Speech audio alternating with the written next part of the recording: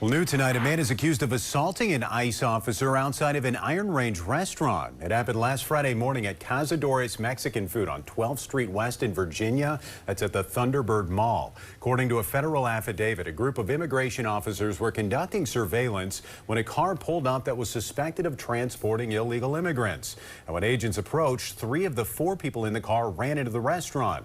When an agent pulled on the car door demanding the driver get out, that driver allegedly drove forward, injuring one of the agent's fingers, and that car then crashed into another agent's vehicle. Officers detained that driver, identified as 19-year-old Jose Espinoza, a non-citizen of Guatemala. Espinoza was taken to the Duluth Border Patrol station for processing, faces charges of assaulting, resisting, and impeding a federal officer. Espinoza is going to appear in Duluth federal court Monday morning.